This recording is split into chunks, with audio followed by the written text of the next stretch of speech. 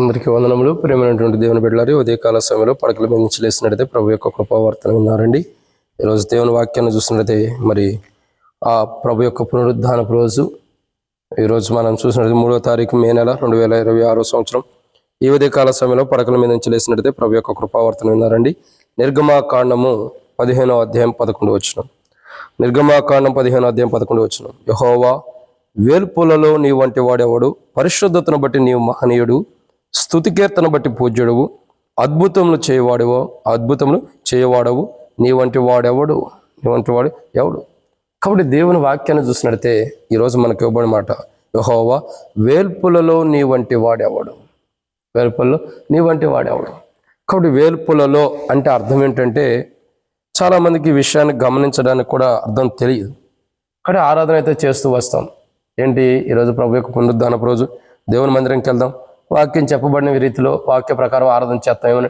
వేల్పులలో నీ వంటి వాడు ఎవడు ప్రభు? అసలు వేల్పులలో అంటే అర్థం ఏంటో తెలుసా? దేవుళ్ళలో నీ వంటి వాడు ఎవడు? ఒక కోణం, ఒక అర్థం ఏంటంటే దేవుళ్ళలో నీ వంటి వాడు ఎవడు? ఈ ప్రపంచంలో ఎంతమంది దేవుళ్ళు ఉండా నీ వంటి వాడు లేడు ప్రభు అని అర్థం.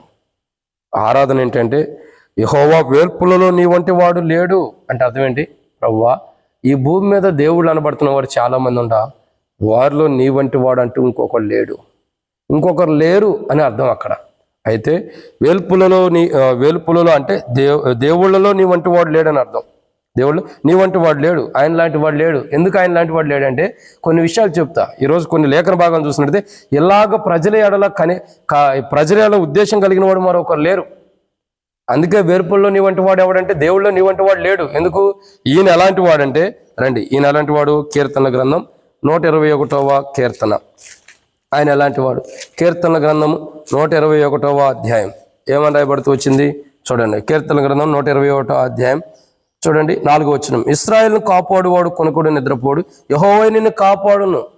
సో ఆయన వంటి వాడు లేడని ఎందుకు చెప్పబడుతుంది? వేల్పుల్లో నీ వంటి వాడు లేడు అంటే ఆయన వంటి దేవుడు మరొకడు లేడని అర్థం. దేవుళ్ళలో ఆయన వంటి వాడు లేడంటే ఎందుకు ఆ మాట ఆయన వంటి వాడు లేడని అంటున్నామంటే, ఇశ్రాయేలును కాపాడువాడు కొనుకోడు నిద్రపోడు. అంటే ఈయన ఎంత గొప్పవాడంటే, ఈయన ఎంత గొప్ప దేవుడు అంటే, తన ప్రజల్ని, తాను సృష్టించిన ప్రజల్ని, తాను ఎవరినైతే కనికరిస్తున్నాడో, తను ఎవరినైతే జాలి పడుతున్నాడో ఆ ప్రజల్ని కాపాడే విషయంలో, ఆ ప్రజల్ని కొనుక్కోకుండా వారి కాపాడటం కొరకై ఆయన కొనకొడు నిద్రపోడు. అంటే తాను సృష్టించుకున్న ప్రజలు, తాను నిర్మించుకున్నటువంటి ప్రజలు, ఇంకా తన కొరకై నిర్మించుకున్న ప్రజలు, ఆ ప్రజల్ని కాపాడే విషయంలో ఆయన కొనకట్లేదు, నిద్రపోవట్లేదు.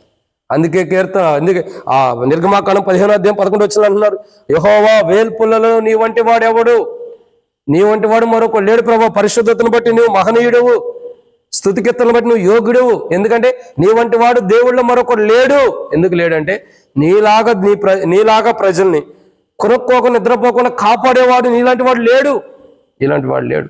చాలా మంది పడుకున్నారు, నిద్రిస్తున్న అనుభవాలు ఉన్నాయి. కానీ నీవైతే ప్రభువా కొనుక్కోకుండా నిద్రపోకుండా నీ ప్రజలైన వారిని కాపాడుతూ వస్తున్నావు. అందుని బట్టి నీకు స్తోత్రాలు ప్రభువా. వేల్పుల్లో నీ వంటి వాడు లేడని ప్రభువుని గనపరిచే వారికి ఉందాం. ఇది మొదటిది. రెండోదిగా చూసినట్టయితే రెండో మాట, యోహాను సువార్త 3:16. ఆయన వేలుపులలో నీ వంటి వాడు లేడని మనం దేవుని స్తుతిస్తున్నాం. ఆయన అలాంటి వాడు. మొదటిగా ఆయన దేవుళ్ళ వంటి వాడు కాదు, ఈ లోకంలో దేవుళ్ళ లాంటి వాడు కాదు. ఆయన ఒక గొప్పవాడు. ఆయన ఎలాంటి వాడు అంటే తన ప్రజలను కొనుక్కోని నిద్రపోకుండా కాపాడుతున్నాడు. రెండోదిగా చూసినట్లయితే యోహాను సువార్త 3వ అధ్యాయం 16వ వచనం ఏమని రాయబడుతూ వచ్చిందండి? 3:16. దేవుడు లోకమును ఎంతో ప్రేమించాను. దేవుడు లోకమును ఎంతో ప్రేమించాను. సో ఇక్కడ ఆయన గమనించాల్సిన కోణం ఏంటంటే, ఆయన ప్రజలను ఆయన ప్రేమించేవారు ఉంటున్నాడు. నాకు తెలిసి ఏ దేవుడు తన ప్రజలను ప్రేమించారన్న మాట ఎక్కడా లేదు. ఎందుకంటే తన ప్రజలను ప్రేమించడం అంటే భక్తులు దేవుణ్ణి ప్రేమిస్తున్నారేమో కానీ, భక్తులు దేవతలను ప్రేమించేవారు ఉంటారు. కానీ దేవుడు అనే ఆయన తన భక్తులను ప్రేమించిన అనుభవం నాకు తెలిసి ఎక్కడా లేదు. బహుశా ఉందేమో నాకు తెలియదు. కానీ ఇక్కడ బైబిల్ ప్రకారం చూసినట్టే, లేఖన భాగాలను చూసినట్టే ఆయన మానవుని ప్రేమిస్తున్నాడు. చూడండి, ఒక దేవుడై ఉండి మానవుని ప్రేమిస్తున్నాడంటే ఆయన వంటి వాడు మరొకడు లేడు. అందుకే వేల్పుల్లో నీ వంటి వాడు ఎవడు? దేవుళ్ళలో నీలాంటి వాడు లేడు. ఎందుకంటే పాపంలో ఉన్న వ్యక్తి, లోకంలో ఉన్న వ్యక్తి, శరీరాశలు కలిగిన వ్యక్తి, ఈ లోక పాపంలో కూరిపోయిన వ్యక్తి, మనుషుని కూడా నువ్వు ప్రేమిస్తున్నావంటే నీలాంటి వాడు మరొకడు లేడు. అని ప్రభుని ఆరాధించాలి. మూడోదిగా చూసినట్టయితే రండి, రూతు గ్రంథం 1వ అధ్యాయం 6వ వచనం. రూతు గ్రంథము 1వ అధ్యాయము 6వ వచనం. ఇక్కడ చక్కటి మాట రాయబడుతూ వచ్చింది. వారికి ఆహారం ఇచ్చుటకు యెహోవా తన ప్రజలను దర్శించినని ఆమె మోయాబు దేశంలో వినను గనుక మోయాబు దేశం విడిచి వెళ్ళుటకై ఆమె కోడలను ప్రయాణమైరి. కాబట్టి ఇక్కడ మూడవ కోణం ఏంటి మూడో మాట ఏంటంటే ఆయన పోషణ. ఆయన లాంటి వాడు మరొక లేడు పోషించే విషయంలో. యెహోవా వేల్పుల్లో నీ వంటి వాడు ఎవడు? దేవుళ్ళో నీలాంటి దేవుడు లేడు. ఎందుకు లేడంటే, అయ్యా నీలాగా కొనుక్కొని నిద్రపోకుండా కాపాడే దేవుడు లేడు. నీలాగా పాపంలో ఉన్న మనుషుల్ని, లోకంలో పాపంలో జీవించిన మనుషుల్ని ప్రేమించే దేవుడు మరొకడు లేడు. నీలాగా ప్రతి మనిషి తన కరువులో కూడా పోషించే విధానంలో నువ్వు తప్పితే మరొకడు లేడు. ప్రతి మనిషిని కూడా పోషించే విషయంలో నువ్వు తప్పితే మరొకడు లేవు. కరువులో కూడా నీ ప్రజలను పోషించగలుగుతున్నావు. కరువు వస్తుందని మొదటే తెలియపరచగలిగిన దేవుడు. చూడండి, ఆది కాలంలో చూసినట్టే యోసేపు మరి చెరసాల్లో ఉన్నప్పుడు దేవుడు మొదటే అక్కడున్న రాజుకు కలభావం చెప్తూ కళ ద్వారా బయలుపరుస్తూ వస్తాడు ఫరోకి. ఆ కళ్ళ 7 సంవత్సరాలు సమృద్ధి అయిన పుష్టి పండుతుంది పంట, 7 సంవత్సరాలు కరువు రాబోతుంది. ఆ కరువులో కూడా ప్రజలు పోషించడానికి మొదటే సమృద్ధి అయిన పంటనిచ్చాడు ఆయన పోషణ గొప్పది, ఆయన పోషించే విధానం గొప్పది. ఆయన ఎంతగా పోషించడానికి ఇష్టపడతాడంటే తన ఆకాశాన్ని విప్పి కూడా ఆకాశంలో నుండి తన ప్రజలకు మన్నాను కురిపించి పోషించిన వాడు. తన ప్రజలకు పరము నుండి ఏం కావాలంటే అది, ఏం మానవుడు దప్పికొని ఆకలి కొనుక్కోకుండా ప్రతి సమయంలో అన్నిటి ద్వారా పోషిస్తున్నటువంటి దేవుడు. మనల్ని పోషించడం కొరకే పొలానికి ఆజ్ఞయించి అది ఫలించేదిగా చేస్తున్నాడు. మనం పోషించబడటం కొరకే ఫ్రూట్స్ చెట్లకు ఆజ్ఞయించి అది ఫలాలు ఫలించేదిగా చేస్తున్నాడు. ఆయన మానవుడు ఆకలితో ఉండకూడదన్నదే ఆయన సంకల్పం. ఆయన పోషిస్తున్నాడు. ఆయన వంటి వాడు మరొకడు లేడు. భూమి మీద ఉన్న ప్రతి మానవుడిని పోషించగలిగే శక్తి ఆయనకొక్కడికే ఉంది. ఆయన వంటి వాడు మరొకడు లేడు. అందుకే బైబిల్లో ఉంది, యెహోవా వేల్పుల్లో నీ వంటి వాడు ఎవడు? ప్రభా, నీ వంటి వాడు మరొకడు ఎక్కడ ఉన్నాడయ్యా? దేవుళ్ళో నీ వంటి వాడు లేడు. నీలాగా నీ ప్రజలను కొనుక్కొని నిద్రపోకుండా కాపాడేవాడు లేడు. నీలాగా పాపంలో లోకంలో జీవిస్తున్న మనుషులు ప్రేమించేవాడు లేడు. నీలాగా ఒక మనిషి ఆకలితో ఉన్నప్పుడు, కరువుతో ఉన్నప్పుడు అతను పోషించే విధానం మరొకటి లేదు. కరువు రాబోతుంటే మొదటే చెప్పి సమృద్ధిని పంటనిచ్చేవాడు, ఆ కరువులో కూడా పోషించడానికి అవసరమైన సమకూర్పునిచ్చేవాడు. నీ వంటి వాడు మరొకటి లేడు ప్రభు అని ప్రజలు దేవుని గణపరుస్తున్నారు. నాలుగోదిగా చూస్తే రండి, 1 యోహాను రాసిన పత్రిక 1వ అధ్యాయం 7వ వచనం. 1 యోహాను రాసిన పత్రిక 1వ అధ్యాయం 7వ వచనం ఏమని రాయబడుతూ వచ్చిందండి? క్షమించండి, రోమా 8:31 చదువుదాం, తర్వాత చదువుదాం. 1 యోహాను రాసిన పత్రిక రోమా 8:31. ఏమందము? ఎట్లుండగా ఏమందము దేవుడు మన పక్షంలో ఉండగా మనకు విరోధి ఎవరు? తన సొంత కుమారుని అనుగ్రహించడానికి వెనుక తీయక మనందరి కొరకు ఆయన అప్పగించిన వాడు ఆయనతో పాటు సమస్యను మనకు ఎందుకు అనుగ్రహింపడు? ఇక్కడ 4వ కోణం ఏంటంటే ఆయన కుమారుని మన కొరకై ఇవ్వడానికి ఇష్టపడ్డాడు. ఆయన కుమారుని మన కొరకై ఇవ్వడానికి ఇష్టపడ్డాడు. ప్రపంచంలో ఎవరైనా ఒక పాపంలో నివసిస్తున్న మనుషుల కొరకై పరిశుద్ధుడైన తన కుమారుని చంపుకోవడానికి ఎవరైనా ఇష్టపడతారా? పాపంలో జీవిస్తున్నటువంటి మనుషుల కొరకు వారిని రక్షించడానికి ఎవరైనా తన కుమారుని పోగొట్టుకోవడానికి ఇష్టపడతారా? ఎవరు ఇష్టపడరు. కానీ యేసు ప్రభు వారిని ఈ లోకంలో నరవతారిగా పంపించి ఆయన దేహమునకు సిలువ వేయబడి ఆయన అవమానాలను పొంది మరణము నుండి జీవంలోకి మనల్ని తీసుకెళ్ళడం కొరకు ఆయన కలువరి సిలువ త్యాగం గొప్పది. అంటే ఈయన వంటి వాడు లేడు. తన సొంత కుమారుని కూడా మన కొరకు ఇవ్వడానికి ఇష్టపడ్డాడంట. అంటే మనల్ని ఎంత ఇష్టపడతాడో నాకు అర్థమైపోయింది. మన కొరకే తన సొంత కుమారుని ఇవ్వటానికి కూడా వెనక్కి తిరిగి ఆలోచించాల. ఇలాంటి వాడు మరొకడు ఉంటాడా? ఒక్క క్షణం కూడా ఇలాంటి పాపి, ఇలాంటి అబద్ధికుడు, ఇలాంటి మోసగాడు, ఇలాంటి దొంగ, ఇలాంటి వ్యభిచారి వీళ్ళ కోసం నా కుమారుని ఇవ్వాలని ఒక్క క్షణం కూడా వెనక్కి తిరిగి ఆలోచించాల.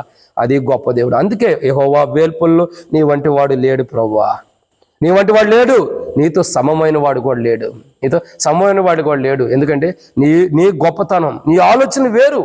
ఎందుకంటే ఆయనతో గొప్పవాడు లేడు.